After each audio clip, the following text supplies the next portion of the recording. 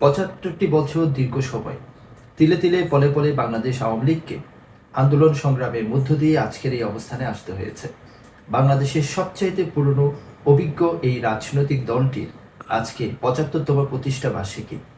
বঙ্গবন্ধুকে হত্যার প্রায় ২১ বছর পর ১৯৯৬ সালে জননেত্রী শেখ হাসিনার নেতৃত্বে বাংলাদেশ আওয়ামী লীগ রাষ্ট্র ক্ষমতায় আসে।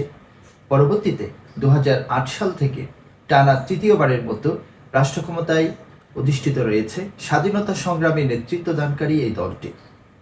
বঙ্গবন্ধু কন্যা দেশরত্ন জননেত্রী শেখ হাসিনার যোগ্য ও বলিষ্ঠ নেতৃত্বে আস্থা রেখেছে দেশবাসী এবং বাংলাদেশ আওয়ামী লীগের অগণিত নেতাকর্মী। আগামীতে স্বপ্নে সোনার বাংলাদেশ করার জন্য বাংলাদেশ আওয়ামী লীগের কোনো বিকল্প নেই। আমি বাংলাদেশ আওয়ামী লীগের ৭৫তম প্রতিষ্ঠা বার্ষিকীতে দেশবাসী এবং বাংলাদেশ আওয়ামী লীগের সকল নেতাকর্মীদের বাংলাদেশ আওয়ামী লীগের পক্ষ থেকে অনেক অনেক শুভেচ্ছা জানাচ্ছি। জয় বাংলা, জয় বঙ্গবন্ধু।